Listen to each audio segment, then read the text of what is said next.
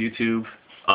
Back here again with box number 2 of our YuGiOh Battle Pack Epic Dawn openings. I'm joined by my partner in crime, Steve from the Steak Show. So, let's get started on this thing. Got some pretty decent stuff in the last box, so hopefully this will continue this time.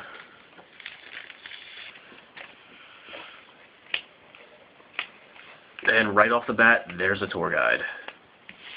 There you go. Just a rare, but that's what everyone wants, so I'll accept.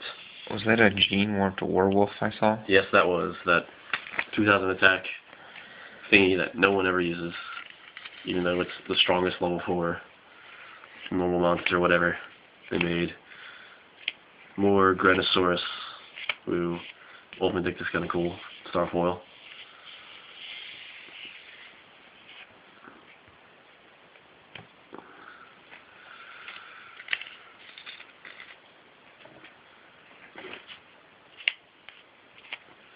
Twin-headed behemoth, Claw the Haunted, Shield Crush. Remember when this guy used to be a staple back in the day? Yep.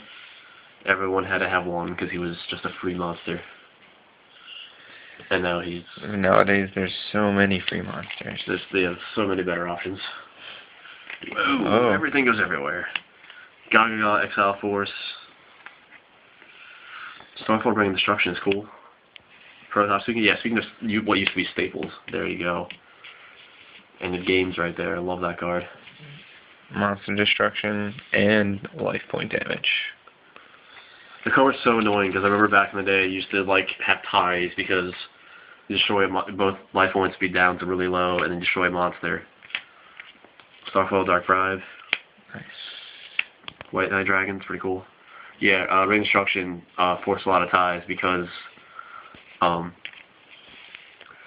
both you and your opponent will be down to really low life points, and you bring your opponent's best monster to have a BLS out or whatever, and it should be a tie.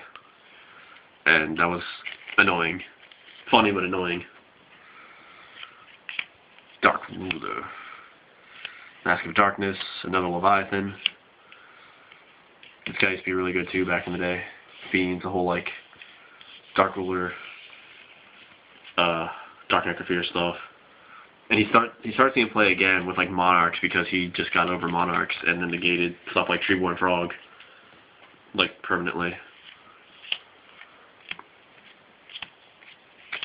Locking a Fortress, pretty cool. Beto. Yeah, that I used to use that thing. That thing that would force the activation of a trap card. Yeah, and if the timing's incorrect, it just goes to the graveyard. Yeah. Then you shuffle it back into your deck. It's kind of weird. I guess it works. Fortress. Gachi.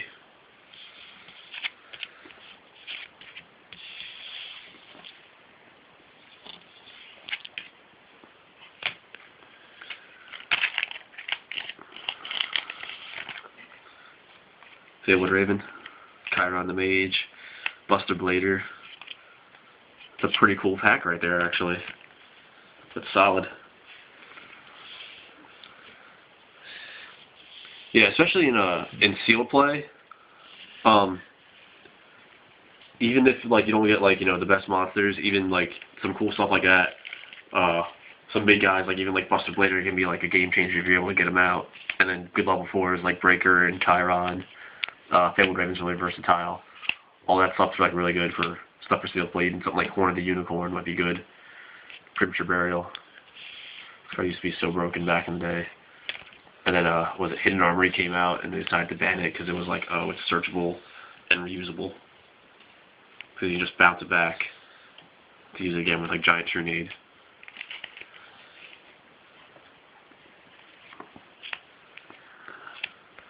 Arcana Force. Bazu is pretty cool.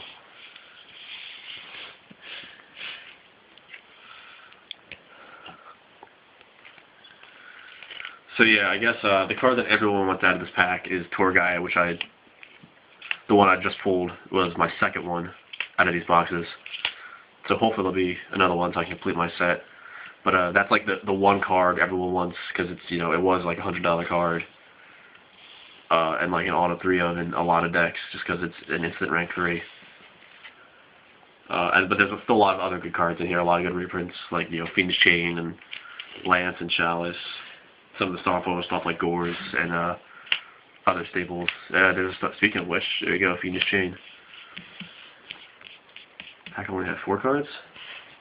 Nope, 5. I was about to say. That last card is a Changing Destiny, which I don't care about.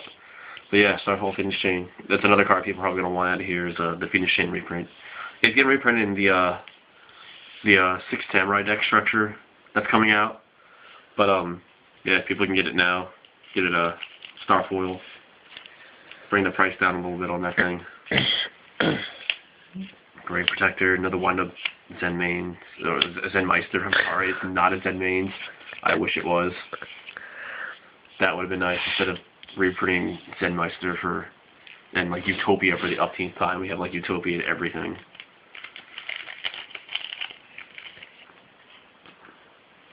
Phantom Chaos is pretty cool.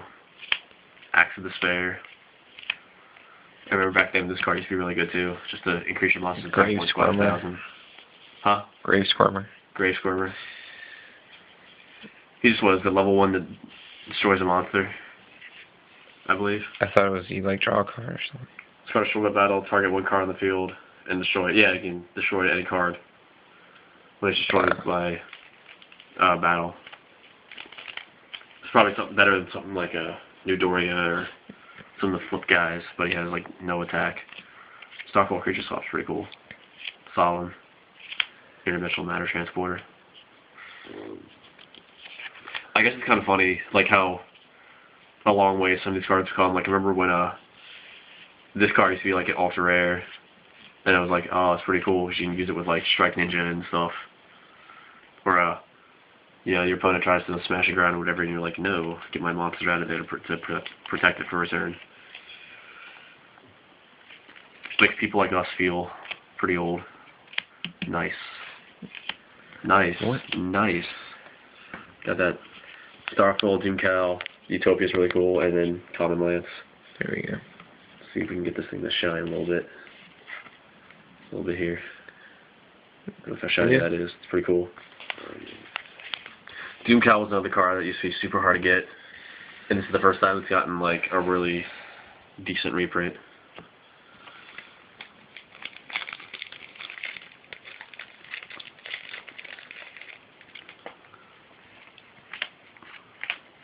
Sabor, Graceful Charity, Impulse. Love this card. This card's really good. This card used to be really good. But yeah, even for steel play, like some of these cards, like, you know, Zabor, no one really runs that card anymore. Even though it used to be like super good, and now it's like outclassed by better stuff. But like for something like steel play, which is what a lot of people are going to be playing these packs for, something like that can be really good. Whoa, 2 Vampire Lords. That's kind of weird.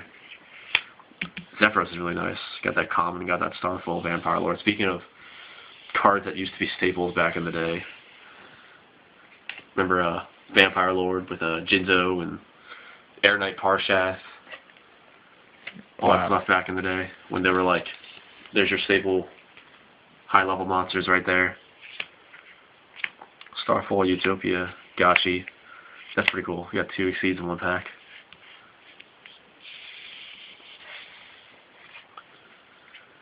I kind of wish they gave us some better Exceeds in the set, though. Stuff like, well, like Gachi and whatever was in the starter deck. Utopia's been in a bunch of things. Leviathan was in a tin. Zen Meister was in a tin.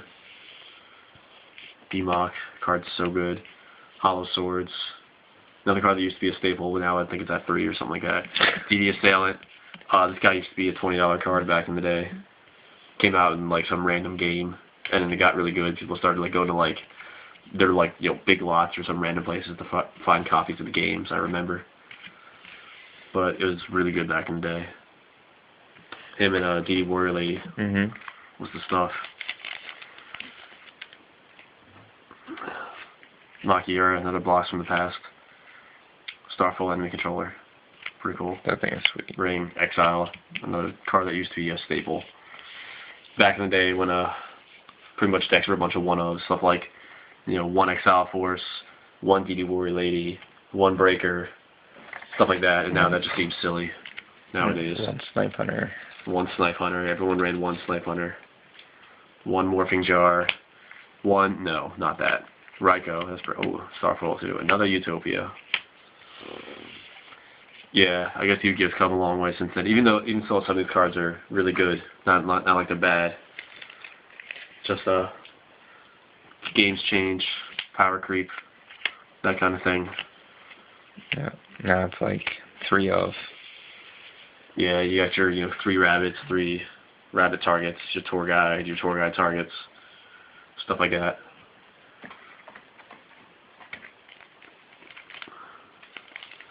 Yeah, it's kind of funny how, like, the decks, like, because nowadays how they focus on, like, archetypes so much that there's, guard. Duality is pretty cool, though. No, there's Air Knight right there. But yeah, how, a lot of the sets focus so much on, like, archetype cards that, you look at jumps, like, there's a lot of, like, diversity in some of the decks that are being played, like, even still, there's, like, the staple stuff, obviously. It's not like it was back in the day where, every deck had to include a Breaker, every deck had to include the Warrior Lady, every deck had to include Raigeki or Cyberjar, crazy stuff like that. Starfoil Divine Wrath, pretty cool. Granosaurus, every deck had to include 1 Breaker, because that was just, he was really good back then. Makes you feel old, doesn't it? Yeah, that might have even been before my time. You back in the day with your, I remember you and your water deck with Mobius and Penguin Soldier, which is why I have such a loathing for Penguin Soldier. Good time. For many reasons. Oh, and there's a good Dekoichi. Yeah, Dekoichi, that guy used to be another really good card, and now he's like, whatever. Yeah. Run him in Salvo Dad, and that's about it. Yep.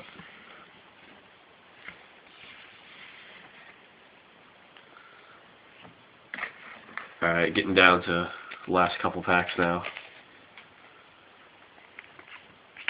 Cyber Dragon, another semi-staple back in the day. When he came out, everyone had to run 3 Cyber Dragons. Krebins used to be really good with E-Telly and like Teledad.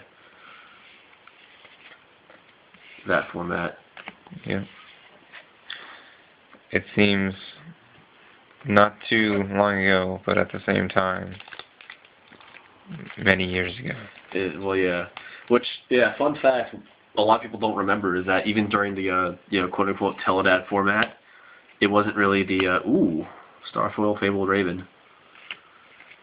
Teledad wasn't really even, like, the most dangerous or, like, the best deck. It was the, remember the Shadow Priestess of Ohm deck?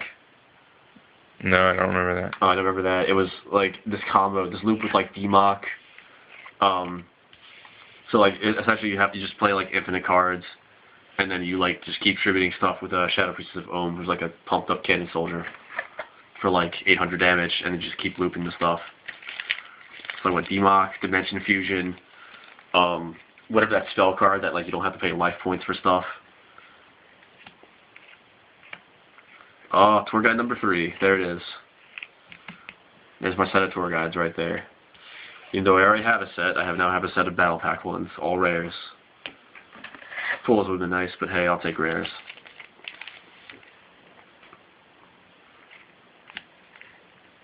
Hey, 2 Blizzard Dragons.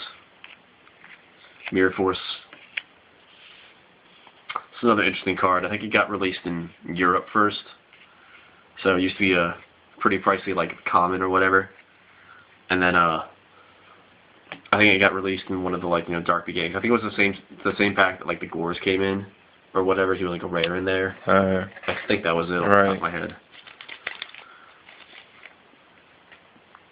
Battle Fader, another card used to be expensive, and then just kind of died. Gemini Pearl.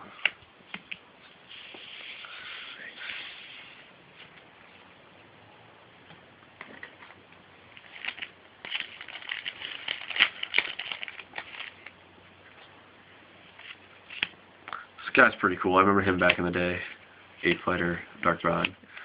This guy's seen a lot of people starting to tech now, and actually both these cards. People start using autonomous action unit during like some mirror matches. So they use it during like the dragon mirror match. Take your opponent's dragon out of the graveyard, or take your opponent's insectors out of the graveyard, and then like use your cards with them. And this guy just steals all your opponent's like level 3 or lower monsters. Interesting. So you can take your opponent's little weaklings, and everything now is like You're little over weak 15. stuff. Huh? You're over 15. Oh. Shit. I thought it like 5 seconds, like 5 minutes. No, I'm a... Oh. Did you stop it? No,